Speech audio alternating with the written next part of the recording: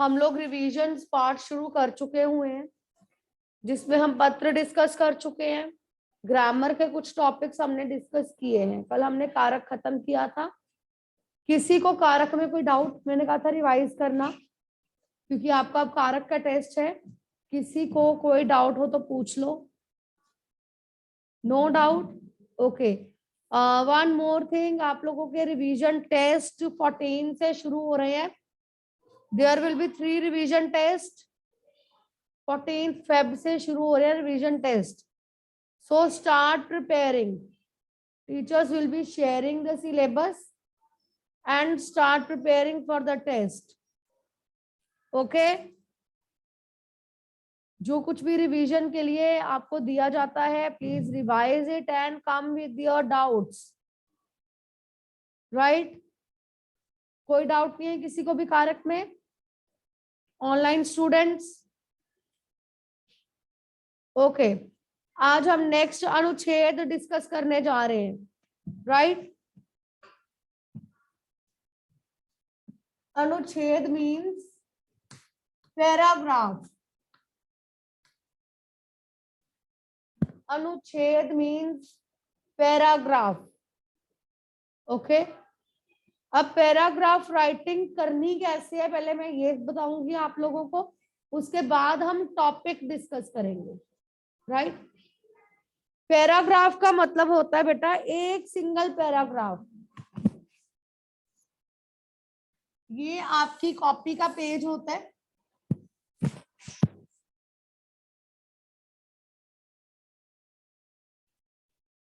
ये आपकी कॉपी का पेज है, ठीक है? उसमें लाइंस लगी हुई है।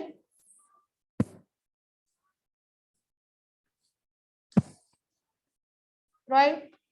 This is margin line. ठीक है? आप लोगों ने जब अनुच्छेद शुरू करना होता है, ऊपर आप लिखते हैं अनुच्छेद, उसके बाद आप हेडिंग लिखते हैं, जैसे समय का महत्व, हेडिंग लिखा। उसके बाद आप अनुच्छेद लिखना शुरू करते हैं। आपने यहां से लिखना शुरू किया, लिखते जाएंगे बिना लाइन छोड़े, जहां खत्म हो गया वहां स्टॉप। यानी कि आपने कहीं भी कोई पैराग्राफ चेंज नहीं करना। जब आप पैराग्राफ चेंज करते हैं उसका मतलब होता है ऐसे, आप ऐसे पैराग्राफ बनाकर लिखते हैं। लेकिन जो अनुच्छेद है वो एक सिंपल पैराग्राफ होता है, जो आपने शुरू किया और आपने खत्म कर दिया। क्लियर? इतनी बात क्लियर हुई सबको? ओके। अब आपको लिखना कितना है? जो अनुच्छेद होता है कई बार लिखा होता है 80 से 100 शब्दों में लिखो, कई बार लिखा होता है 100 से 120 शब्दों में लिखो, कई बार लिखा होता है 100 से 150 शब्दों में लिखो। राइट? उसका मतलब ये नहीं है कि हम लाइंस काउंट करने लगेंगे या वर्ड्स काउंट करने लगेंगे। कई बार जब ऐसे लिखा होता है तो बच्चे लिखना शुरू करते हैं और लिखने के बाद वर्ड्स काउंट करने शुरू कर देते हैं, मैंने कितने वर्ड्स का लिखा। नो, इस तरह से काउंट करने की कोई जरूरत नहीं है। आप जब एग्जाम में लिखते हैं, एग्जाम की शीट थोड़ी चौड़ी होती है, ठीक है? उस शीट में आप लोगों ने नोटिस किया होगा, जब आप लिखते हैं तो एक लाइन में 8 वर्ड्स आते हैं, 8 to 10। नोटिस किया है कभी? 8 to 10 वर्ड्स आते हैं उसमें। सपोज 8 वर्ड्स आते हैं, 10 लाइंस लिखते हैं, तो हमारे अप्रोक्सीमेटली 80 वर्ड्स हो जाते हैं। ठीक है? इसका मतलब यह है कि आपने जब अनुच्छेद लिखना है 12 to 15 lines are sufficient. Okay? 12 to 15 lines are sufficient. लेकिन इसका मतलब ये नहीं है मेरी जहां 10 लाइनें हुई, 12 लाइनें हुई, 15 लाइनें हुई, मैंने खत्म कर दिया। नो, आपने उसकी अच्छे से एंडिंग करनी होती है। ऐसा नहीं है कि मेरे 80 शब्द हो गए, मेरे 100 शब्द हो गए, मेरी 15 लाइनें होगी, खत्म हो गया, ऐसा नहीं है। आपने अच्छे से उसकी एंडिंग करनी है। Is it clear? इतनी बातें क्लियर हुई सबको? कोई डाउट? नो? ओके, ठीक है, चलूं आगे। नेक्स्ट, जब हम अनुच्छेद लिखते हैं, आप लोगों ने नोटिस किया होगा, आपने जो टॉपिक आपको दिया जाता है उसके बारे में सब कुछ लिखा हुआ है ना, फिर भी मार्क्स नहीं आते। मैंने तो सब कुछ लिखा था इस टॉपिक के बारे में, और क्या लिख सकती थी, कुछ भी नहीं, पर मेरे मार्क्स नहीं आए। क्यों नहीं आए? Do you know the reason? कोई रीजन बताएगा क्या कारण होते हैं? Arrangement of ideas, organization. Okay, और एनीवन? Spelling errors. ओके, और ओके, कंक्लूजन नहीं किया। ओके, और कुछ ऐसी चीजें बता रही हूँ जो आप लोगों ने बताई, वो भी, इसके अलावा भी कुछ और चीजें होती है। सबसे पहली बात होती है विषय। विषय यानी टॉपिक। आपने अनुच्छेद उस टॉपिक से रिलेटेड लिखा या नहीं लिखा, जो आपको पूछा गया है। कई बार क्या होता है, मान लो अनुच्छेद आया व्यायाम का महत्व। व्यायाम का महत्व, व्यायाम का मतलब है एक्सरसाइज। आपने लिख दिया योगा, वो आपके टॉपिक से रिलेटेड नहीं है। Yoga is the part of व्यायाम, एक्सरसाइज का एक पार्ट है योगा, कसरत का। व्यायाम का मतलब योगा नहीं है, और हिंदी में योगा नहीं होता, योग होता है, ठीक है। अगर व्यायाम का महत्व लिखने के लिए आया और आप लोगों ने योग के बारे में, योगा के बारे में लिख दिया, तो वो गलत है, वो उसका एक पार्ट है। व्यायाम में आपको सारी चीजें कवर अप करनी होती हैं, उसमें सैर भी आएगी, उसमें वर्जिश भी आएगी, जो कसरत करते हैं वो भी आएगी, उसमें योग भी लिखोगे, सुबह की सैर, शाम की सैर भी आएगी, ठीक है, जो भी एक्सरसाइज होती है वो सब कुछ। मीन टॉपिक से रिलेटेड आपको लिखना है, राइट। दूसरा है प्रारूप। प्रारूप मीन्स फॉर्मेट, जो मैंने ये आप लोगों को बताया, पैराग्राफ चेंज नहीं करना, ठीक है।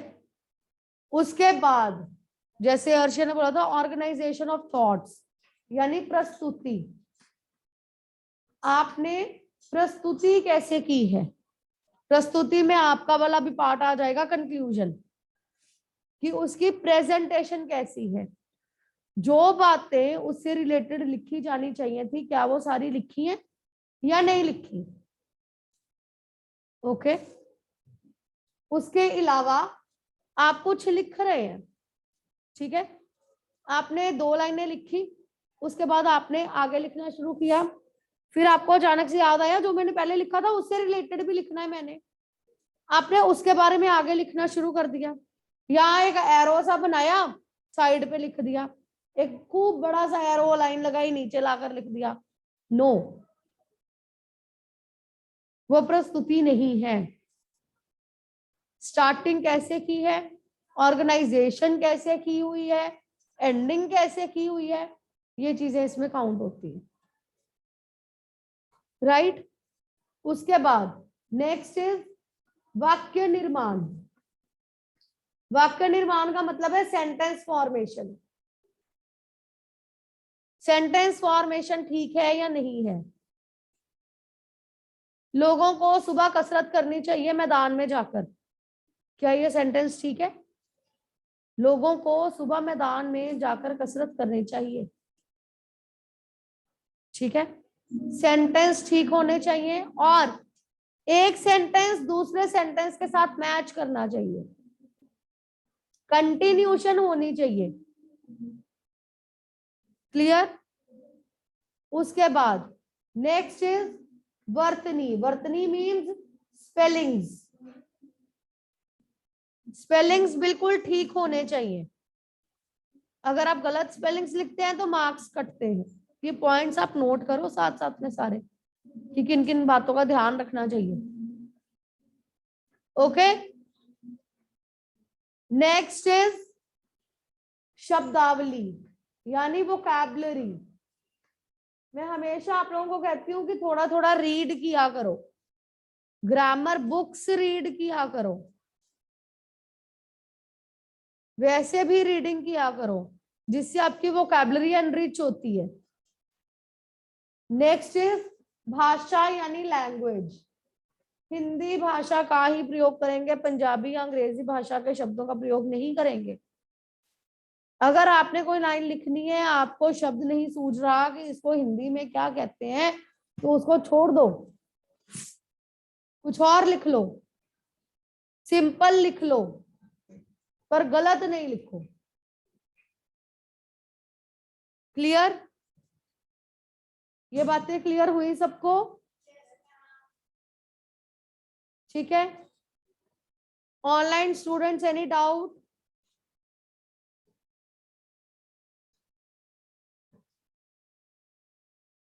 Okay fine, good, clear. इसके बाद आपके जो सिलेबस में अनुच्छेद हैं, आप लोगों ने पहले भी किए हैं, महत्व से संबंधित। उसमें लिख रखा है महत्व से संबंधित। महत्व से संबंधित का क्या मतलब है? समय का महत्व, व्यायाम का महत्व,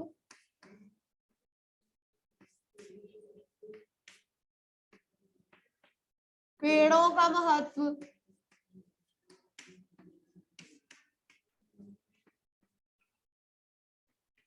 अनुशासन का महत्व,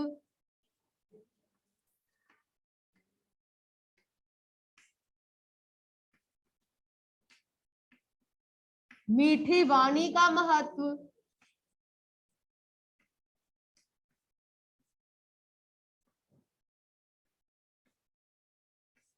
आदि। बहुत बड़ा बड़ा मैंने लिख दिया, आदि एटसेट्रा, कुछ भी हो सकता है। इंपॉर्टेंस जिस चीज की है, ठीक है। समय का महत्व, व्यायाम का महत्व, पेड़ों का महत्व, अनुशासन का महत्व, मीठी वाणी का महत्व, सच्ची मित्रता का महत्व, ठीक है, शिक्षा का महत्व, राइट, परिवार का महत्व, कुछ भी हो सकता है। ओके, इसके लिए कुछ भी स्पेसिफिक टॉपिक नहीं है कि इसी का महत्व आएगा। नो, महत्व से रिलेटेड जो भी अनुच्छेद है वो आपको पता होने चाहिए। हाँ ये है कि कोई ऐसा टॉपिक नहीं होगा जो आपने कभी सुना ही ना हो। ये आपने सब सुन रखे हैं, वर्ड्स सुन रखे हैं ना, सबको इनका मतलब पता है क्या होता है। समय मतलब टाइम, व्यायाम मतलब कसरत, पेड़ मतलब सबको पता है पेड़ों का महत्व, अनुशासन मतलब डिसिप्लिन, वाणी मतलब मीठी वाणी मतलब मीठा बोलना। क्लियर? ऐसे कोई भी टॉपिक हो सकता है। अब आपने अनुच्छेद लिखना कैसे होता है? जब भी आपको अनुच्छेद लिखने के लिए आए, महत्व से संबंधित आपने अनुच्छेद लिखना है, उसमें 4 चीजें कवर करनी है। कौन कौन सी चीजें कवर करनी है? सबसे पहले अर्थ, सबसे पहले अर्थ, ठीक है। उसके बाद उसके लाभ, बेनिफिट्स, कि अगर हम वो काम करेंगे तो क्या होगा, ना करने से नुकसान,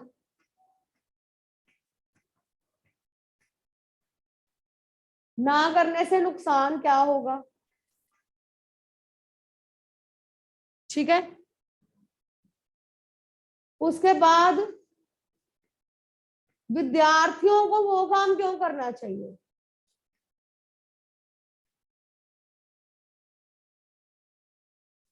ठीक है, 4 चीजें मेजरली काउंट होती हैं। जैसे फॉर एग्जाम्पल, नोट कर रहे हो, साथ साथ में लिख रहे हो, ये लिखा आपने, लिखो इसको भी। ये टॉपिक्स नोट करो, ये लिखो, इन चीजों को नोट करो, सिर्फ सुन के मत छोड़ो। फॉर एग्जाम्पल, समय का महत्व। ठीक है, समय का महत्व, अगर हम आपको अनुच्छेद आ जाता है, समय का महत्व लिखो, कैसे लिखोगे? कौन बताएगा मुझे? Raise your hands. क्या लिखोगे उसमें? दृष्टि, तुम नहीं बताओगी, ऑनलाइन में भी तुम्हारे ही हाथ खड़ा होता था सबसे पहले। Anybody else? किसी को नहीं पता समय का महत्व में हम क्या लिखेंगे? क्या होता है समय? No one? हार्दिक,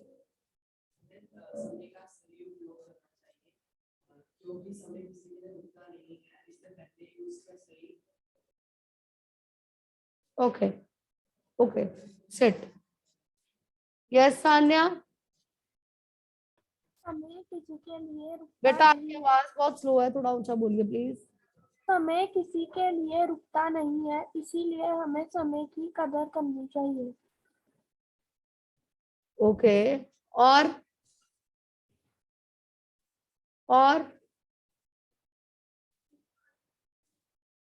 नो वन?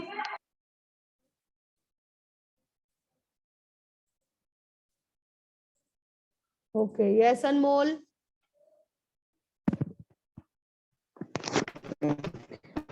हमें अपना काम समय से करना चाहिए। अगर हम अपना काम समय से नहीं करेंगे तो वो छूट जाएगा, क्योंकि समय किसी के लिए रुकता नहीं है। ओके, और यस रिधिमा? समय पृथ्वी पर सबसे कीमती वस्तु है। इसकी तुलना किसी से भी नहीं की जा सकती। इस संसार में सब कुछ समय पर निर्भर करता है। ओके समय से पहले कुछ भी नहीं होता है। ओके यदि हमारे पास समय नहीं है तो हमारे पास कुछ भी नहीं है। ओके समय की बर्बादी हमारे भविष्य को बर्बाद कर देती है। Okay, very good Ridhima. Yes दृष्टि?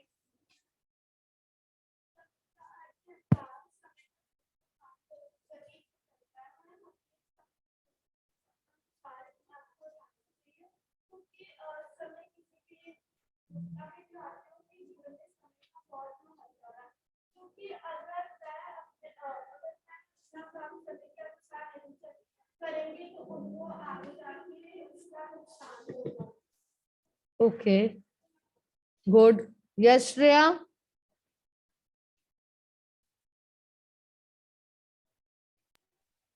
श्रेया? समय पृथ्वी पर सबसे कीमती वस्तु है। इसकी तुलना किसी से नेट से देखकर भी मत नहीं बोलो, की गूगल मत करो, डू नॉट गूगल इट, अपने आप बोलो। यस हिमांशी? समय जीवन में सबका बहुत महत्व है। अगर हम समय को गवा देते हैं तो उसे कभी वापस नहीं पा देते। ओके, और समय पृथ्वी पर सबसे कीमती वस्तु है। इसकी तुलना किसी भी नहीं सब की लोग जा नेट सकती। से देख देख के बोले जा रहे हैं, सेम लाइन सब लोग। और देखो, इसमें मैंने पॉइंट्स बताए थे ना, विषय वस्तु और स्पेलिंग्स और ये सब। उसमें एक पॉइंट होता है मौलिकता। मौलिकता का मतलब होता है ओरिजिनलिटी, ओरिजिनलिटी ऑफ थॉट्स। 4 लोगों ने अगर ऑनलाइन में बोला है तो उसमें से 3 ने गूगल करके बोल दी सेम लाइन।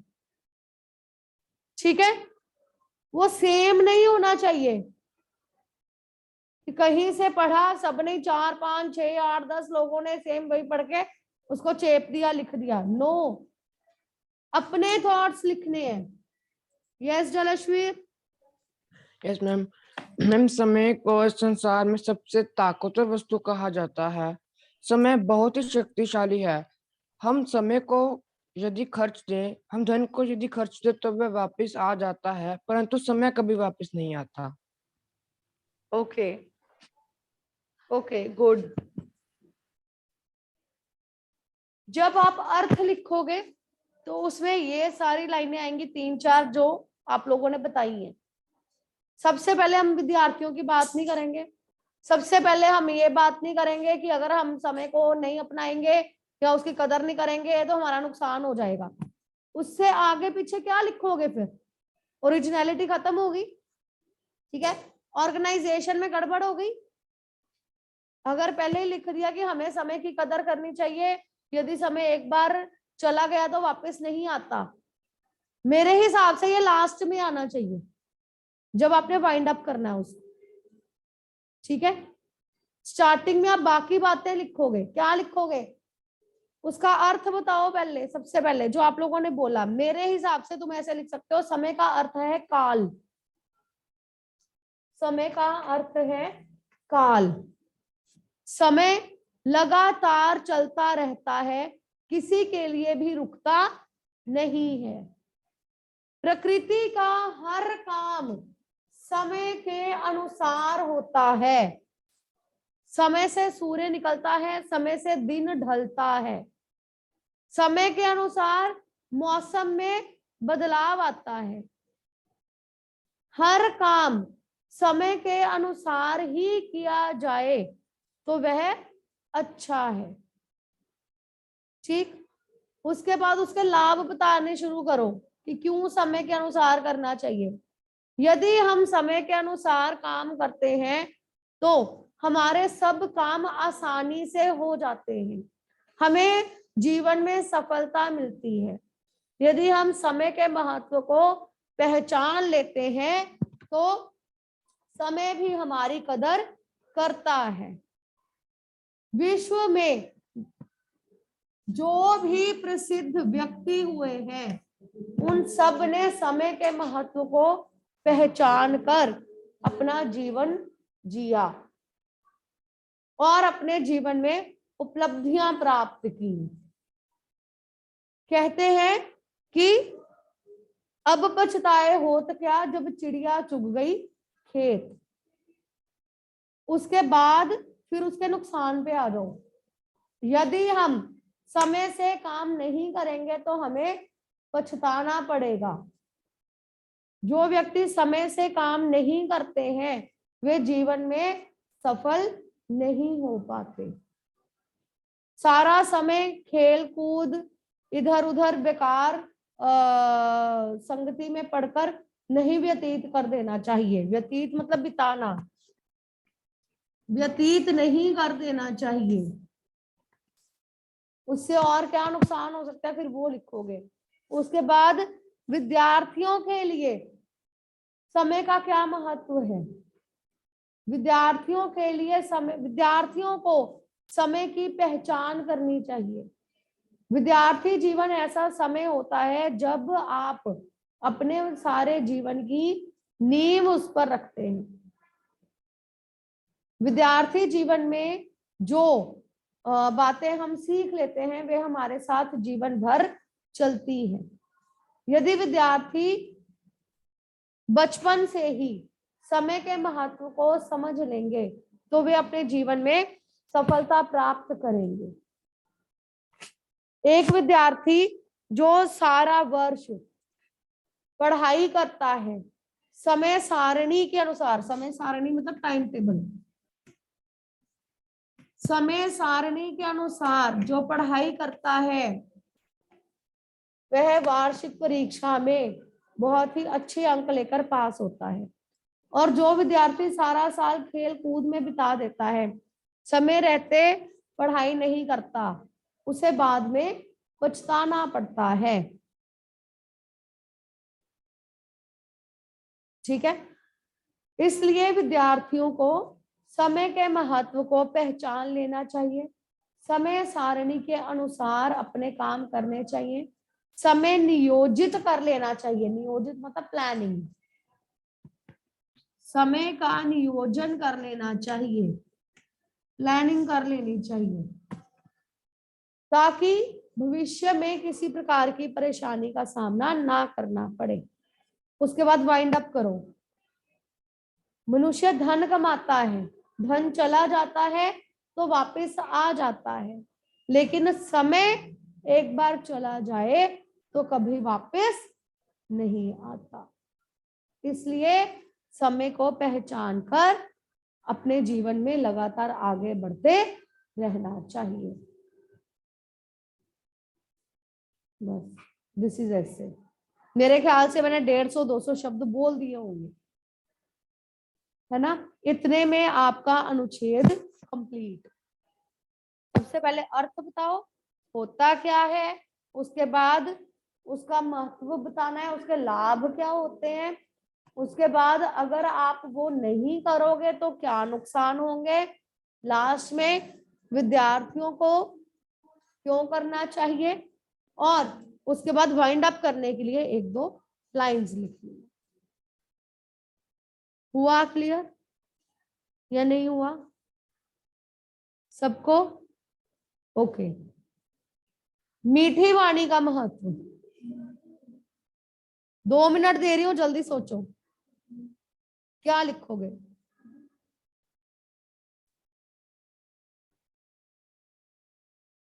थॉट्स लिख लो अपने, अगर कुछ दिमाग में आता है तो। 1 मिनट लो, जल्दी सोचो और मुझे बताओ।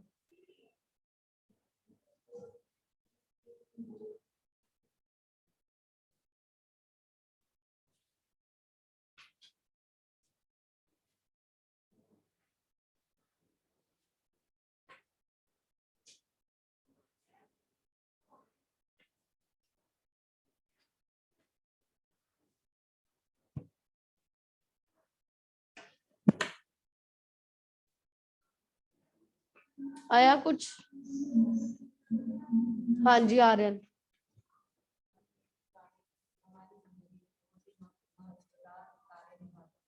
दोबारा। महत्वदार कोई शब्द नहीं है, महत्वदार कार्य निभाता है, लाइन नहीं बनी। मीठी वाणी का हमारे जीवन में बहुत महत्व है, ये लाइन बनती है, ठीक है, पर ये लास्ट की लाइन होगी, ये स्टार्टिंग की लाइन नहीं होगी।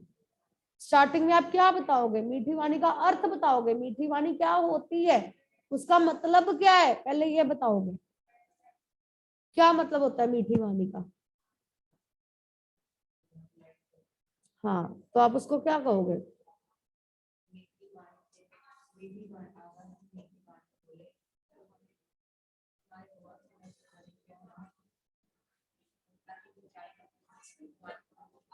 ओके, ये लाइन होनी चाहिए सेंटर में। और बैठो, गुड ट्राई। हाँ जी गुनीत। शब्द नहीं होता, शब्द।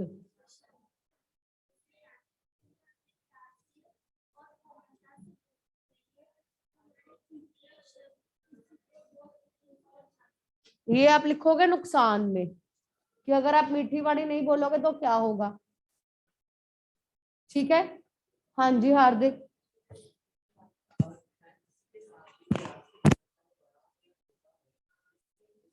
सेंटेंस, मीठी वाणी का अर्थ है प्यार से बोलना, चाहे कोई बड़ा हो या छोटा हो, उस वक्त सेंटेंस खत्म हो गया। अगर हम इसको लिखें, मीठी वाणी का अर्थ है किसी भी छोटे या बड़े के साथ मधुर भाषा में बात करना, ठीक है, तो ये सेंटेंस थोड़ा ज्यादा अच्छा बन गया। क्लियर? कल हम लोग मीठी वाणी अनुच्छेद डिस्कस करेंगे। ओके, आप लोग सोच के आइए, अपने पास लिख कर रखिए, नेट की सहायता मत लीजिए, किताब पढ़िए, कोई ना कोई किताब देखिए जिसमें से अपने विचार लीजिए, पर प्लीज गूगल मत कीजिएगा। Okay, thank you so much बेटा।